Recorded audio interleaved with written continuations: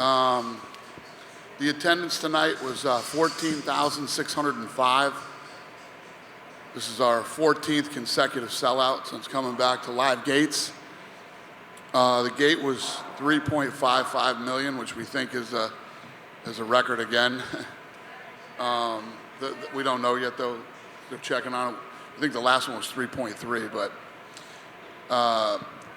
the performance of the nights went to Olenek and Volkavovski. And if I got to tell you what the fight of the night is, you shouldn't be here.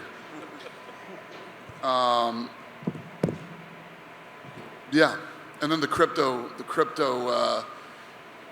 performance of the nights, they're still tallying the results, but Lene will let you guys know when that comes out.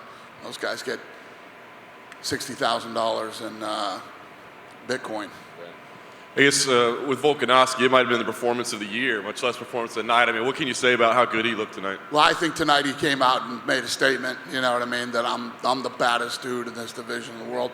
He made the zombie look like he didn't even belong there. And, fight probably could have been stopped the round before it did, but he couldn't look better than he looked tonight. He looked incredible. This, of course, was supposed to be a Max Holloway fight before we put in Zombie. He said he thinks that's the fight you guys are probably going to make again. Do you feel like that's the way to lean right now, is to put the fight back together with Holloway? I don't know. I mean, I don't even know. Sitting right here right now, I don't even know. I don't know what's next for him, but we'll see. Co-main event, obviously a back-and-forth title fight there. A lot of people had scores all over the place. I'm just curious kind of maybe how you had it scored and what you thought of Aljamain's performance tonight. Yeah, I thought that the judges blew that one. I thought I had it 3-2 the other way. I don't know how you guys scored it, but, I guess it's all in however you score that first round. Yeah, I had it 3-2 for Aljamain, but that first round was so close. So I guess with that in mind, I mean, you got Peter Yan in there saying, let's just do this again. You got Aljamain saying, I want TJ Dillashaw, who was here all week. I mean, with a fight that close that you think went the other way, do you book it again and do a third fight between them? I think you do. Listen, that fight's going to be there. Peter Yan is one of the baddest dudes in that division. So, you probably do the TJ fight. And then I'll ask you lastly about the fight of the night, obviously, with Khamzat Chimaev and Gilbert Burns. I mean, gosh, they lived up to everything and more. I guess just talk about that. I mean, the energy was electric. It was insane. I guess, what did you take out of that fight? Yeah, it's one of the best fights I've ever seen. It's one of the coolest fights I've ever been to. Like you said, the place was so loud and people were going crazy. I mean, that fight was eclipsing the co-main and main event all week. And I was talking to Rogan and Sean and Mick and everybody else. Think about this. When's the last time you saw a guy come out of nowhere? Right? Nobody knows who he is, comes out of nowhere, then fights a couple fights and then fights the number 2 ranked guy in the world and wins. When you get into the top 5 in the UFC, no joke, man. And especially in that division. I mean, that division is straight killers. Tonight was a big test for him and he passed. I mean, think about this too. He's never had that big moment where coming into this week, how many fights this guy got in the UFC? He's got a couple fights. The buzz for him is bigger than the main event and co-main event. Everybody's talking about him. Crowd's going crazy, like we're in his hometown or some shit. And then you come out and you fight a guy like Gilbert Burns, who I'm sure completely felt disrespected going into this fight and wanted to make a point himself. So Teddy Atlas tweeted tonight, which I loved. At the end of the second round, Teddy Atlas said, "We know what Khamzat Chimaev has on the outside when it comes to talent. We're about to find out what he's got on the inside now." And that was going into the third round. Nobody could have said it better. Well, I was going to say, what's your biggest takeaway, right? Because I see, it seems like there's two paths. Either one, like you said, he just fought a real dude and gutted out a decision win. We found out he's got heart. Then there's other people that are saying, he can't run through everybody. That, he's not as good as we thought he was. Well, he's human. I mean, any asshole that said that doesn't think the kid's human. He's a human being. And he just beat the number 2 welterweight in the world in the UFC with a couple of fights in the UFC. If you don't think he's the real deal, you're out of your mind. Yeah, he's human, and funny, Till keeps telling me, this guy never gets tired. This guy never, ever runs out of energy. He never. But you can't train in the gym for what happened tonight. You can't. I'm sure this week, leading up to this week, he's had a ton of pressure on him. A lot of anxiety, probably, who knows how well he slept last night. All the things that go into the buzz and energy. And then I'm sure there was a huge adrenaline dump after that first round. So this is shit you can't train for. And you either make it through it or you don't. He made it through with flying colors. The last thing for me, I'll just ask, you said coming in, you thought Covington would be the right matchup for him moving forward. Now that you've seen him tonight, do you still feel like that's the right fight to make? Well, that's the other thing. All these other guys who didn't want to fight him before, I'm sure, are looking at him differently now, too. But that's what happens when you break into the top 5 in the world in any of these weight classes. You are going in against the absolute best in the world. Gilbert Burns is number 2. He almost knocked Usman out, who is the pound-for-pound best fighter in the world. So, for people that are saying whatever, A, you probably don't know jack shit about fighting, and B, you have to put it all into perspective. I don't know. If you mentioned that you would like to do Khamzat and Colby on ABC, if you could sort of get them to book on that fight. For people who don't know, how massive could that fight be? Those two big names on ABC, what sort of numbers do you think you could pull on that? I don't know, but it's big. I mean, you saw it tonight. We're in Jacksonville, Florida, with a Russian and a Brazilian headline, not headliner, but, the biggest fight of the night. Everybody's going crazy, so, I think it's a big fight.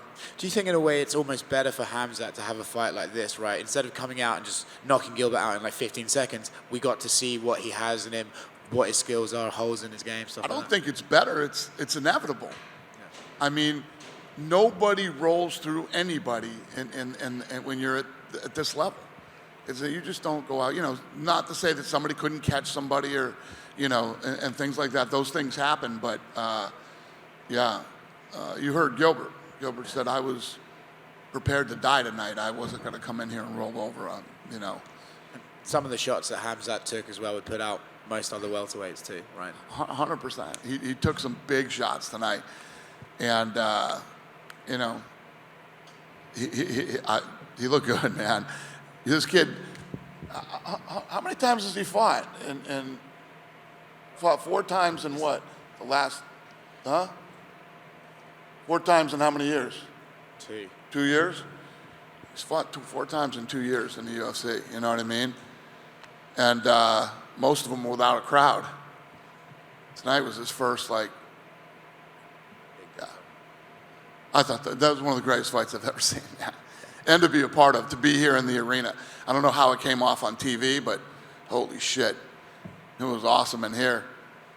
With a performance like that for Volkanovski, right, he showed his grit against Ortega, and then tonight he just showed there were levels at that. Is he making an argument against Usman as being perhaps the pound-for-pound best in the sport at the moment? He's up there. I mean, he's up there. I mean, he's number 2 right now anyway, isn't he? I think so, yeah. I mean, the 2 best guys in the world, pound for pound. Outside of tonight, I saw yesterday that Joanna versus Zhang Weili, the rematch has been booked for Singapore. Is there any consideration to putting that 5 rounds, considering the first fight was such an epic, or is it going to be 3 rounds? That's a good question. You want me to make it 5 rounds? Could you please? Yeah, we'll work on that. Thank you, I appreciate that. A lot of buzz has also been made of Ian Gary's rise. A lot of people comparing him to Conor McGregor. Even he himself says he welcomes those comparisons. And even Conor gave him a shout out before his fight. What did you make of his performance in there, going 3 rounds after his initial knockout win back in Madison Square Garden? Yeah, what happened with Conor, did you say? Conor gave him a shout out. Someone asked him about Ian Gary, and he says, he's looking sharp and this and that. So now even Conor is talking about Ian as kind of this next star from Ireland. Yeah, no, that's awesome. Yeah, no, the kid looked good, yeah. And finally, I don't know if you're aware, but Alexei Oleinik got his 60th professional win. I know you gave him the bonus, but what did you make of, his first fight was in '94, I think. Kay Hansen wasn't even alive yet when he made his debut. So what did you make of his, I know you gave him the bonus, but what did you make of his? Yeah, I didn't know that. That's awesome. That's awesome. And you know what else too? This is totally off subject, but I was just thinking about, I'm gonna give Gilbert Burns his win money too. Yeah. So he's gonna get his show and win. That fight was ridiculous. Dana back here. Have you ever seen anything like Khamzat? I've had conversations about this all week. We've had Conor, we saw him rise up, but it was almost like every time Conor won, there was questions about it, like, well, what if he fights a wrestler? What if he fights this guy? Right. With Khamzat heading into tonight's fight, it was almost like inevitable that people thought he was just going to run through Gilbert. Like, there was not a matter of if he was going to win, it was when he was going to win. Like, have you seen anything like this quickly? Well, the way that I looked at it is people were tuning in to see if he would run through Gilbert. Because even I was saying, if he runs through him the way he's run through everybody, I mean, but highly unlikely. It's like when the odds came out, we were like, what? They're fucking crazy if they think those are, what the odds should be against Gilbert Burns. But yeah, I mean, that's the amount of hype that he had. But look at what he's done. Just the punch stats alone were 2-something to 1. And the way that he destroyed guys and how easy he made it look. But I say this all the time, not just talking to you guys, but talking to other people. If you can break into the top 5 in the UFC in whatever weight class you're in, very, very few people actually do it. Very few people break into the top 5. And to have 4 fights in 2 years, and I don't even know what the highest ranked guy he fought off the top of my head, but to go fight Gilbert Burns, the number 2 welterweight in the world, and win it, it's unheard of. And then I wanted to ask you about Mike Malott, who made his UFC debut today, and he had a ferocious knockout against Mickey Gall, and then he had a really good post-fight interview where he put a GoFundMe over for his boxing coach, whose 15-year-old daughter is battling cancer, and he said he's going to donate half of his fight purse to support him and her in this battle against cancer. What did you think of Mike's performance and just what he had to say after the fight? Yeah, no, he looked good. Yeah, no, the kid looked good. He's fun. He's fun to watch. And he can keep his 10 grand, and I'll do his show and his win, and I'll donate it to his coaches. Kid, yeah. So. What's that? Yeah, right? Dana? Yeah. Tonight was the 600th event in UFC history. Obviously, it seems your business is kind of peaking more so than it ever has been. What do you feel like the growth can be from here for the UFC after reaching this milestone of 600 events? Yeah, well, first of all, I didn't know that. Thanks for letting me know that. That's cool. And, we're this thing's on fire right now, man. It's insane. Every event has been a sellout. We're breaking records with the gates, pay-per-views, et cetera, et cetera. It's awesome. I mean, you guys know what I think and what I believe. I believe that this will be the biggest sport in the world. I believe that, now that streaming is becoming a reality, and I think in the next couple of years, maybe 3 to 5 years, there's going to be 3 big players globally, like CBS, NBC, and ABC. When we were growing up, I think there's going to be 3 big global players, and the entire world will be able to watch at the same time. And that was literally mine and Lorenzo's dream early on in the early days. So we're heading there. Then I mean, what's the ceiling? Was there 7-8 billion people in the world? And the sport works everywhere. I mean, I said it would, and now we know it. And God forbid, we get another Chinese world champion or somebody from, here or there. It just continues to grow and get bigger. And when you look at 2 of the bigger stars or names on your roster, Nate Diaz and Dustin Poirier, it seems like they're both itching to fight pretty bad. Do you have any update on the future of those guys? Dustin saying, he's willing to fight anyone. Nate asked for his release recently in a tweet. Where do things stand with those 2? Yeah, we met with Nate last week. I don't know where we ended up with it, but I just bopped in and said hi, but I don't know. Yeah, we'll figure it out. Do you still like the idea of a fight between those 2, or would you maybe move on to something else with Dustin maybe? Yeah. Someone else? Yeah. Any ideas? No. Okay, thank you, Dan. All right. Dana, real quick. Yeah? Here to your left. I keep Yeah, hey, right here. I keep staring at this guy back there. His mic doesn't work. A lot of fans were here supporting Korean Zombie. He said at the media day that he knew that this was likely his last title shot. Obviously, 35 years of age. If you could put into words what the Korean Zombie means for the promotion, obviously somebody that headlined many events and put on just fantastic fights. Yeah, I mean, you heard tonight. I mean, we're in Jacksonville, Florida, and the crowd was chanting Zombie. I mean, he's one of the most beloved fighters in the UFC. You know, he's put on war after war after war for us, and he's one of the nicest human beings in the world, and he's one of the most exciting fighters.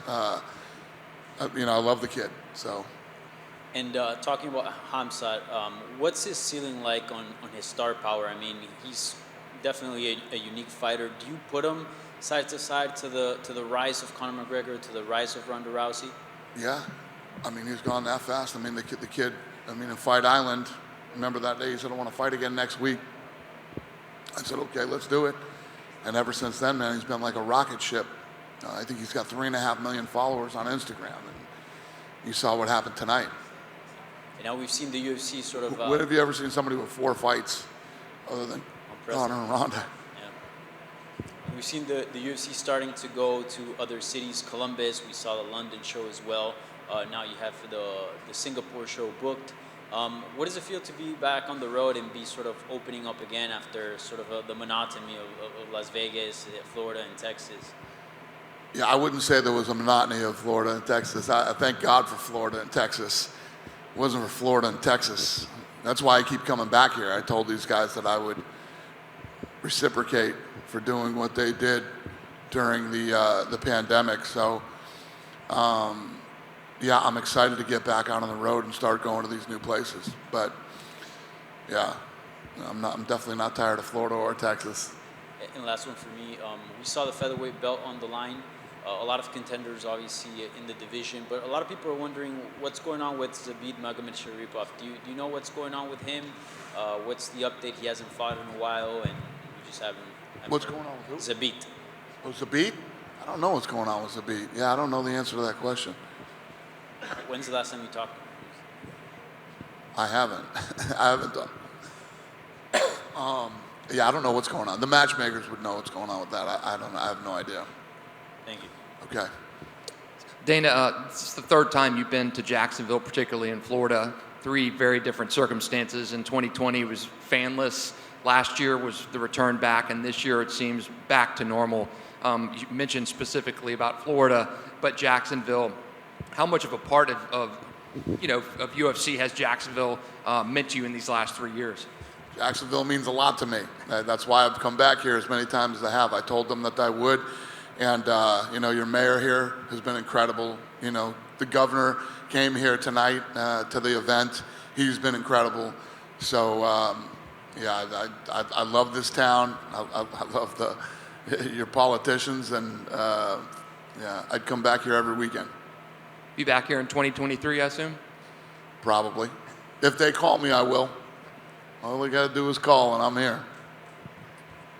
Dana, obviously the pandemic has played its part, but it's been a very long time since Alex Volkavovski has fought back in Australia.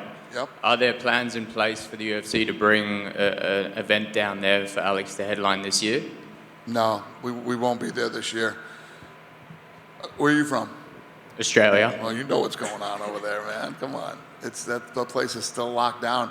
I can't risk, trying to bring a show over there, get there, and have it shut down. I mean, I think that just happened to Formula One, didn't it? Didn't that just happen to Formula One? I think it's still on. Huh? Still on. Melbourne. I don't know. Didn't it get canceled? Like the cars were on the track, and the show got canceled. I don't know. Huh? It's happening? They didn't shut it down? Goes to show you what I know. Yeah, I was hearing yesterday that they shut it down. So I don't know. Hope I answered your question. Dana, you spoke about reach around the globe, and you have spoken before regarding going to Puerto Rico, opening a performance center there. We had Tisha Torres fighting tonight, very close fight against Stern. We got Miguel Baeza next week. We got Rob Font and Carlos Candelario later this month. So we have the fighters that we can put a show in Puerto Rico. What are your thoughts on that? Yeah, no, Puerto Rico is a place that I would love to go do an event. And yes, a PI too. Yeah, I mean, the answer is yes. Is there an update on regards on the PI? Well, we're still looking for a spot in Mexico. We had a spot, then COVID hit, so that whole thing fell apart. Then we had another spot recently, and that deal fell through somehow. And I think we actually have a new site. You know? Did we get a new site? Mexico. Yeah. Soon. But regarding Puerto Rico, do you have a date to open a PO or start building a PI over there? I don't even have Mexico yet. That's what I'm saying. Mexico has to go first. Yeah, Mexico's first. Yeah. Dana? Yep. Do you still think that Khamzat Chimaev and Colby Covington, it's a good fight for Khamzat as a next fight? Yeah. Not Khamzat's going to be the number 2 guy in the world now. maybe Bilal Muhammad or another guy. What's that? Bilal Muhammad or another guy as an opponent for Khamzat. Yes, Bilal. Sure. I like it. Thank you. Okay.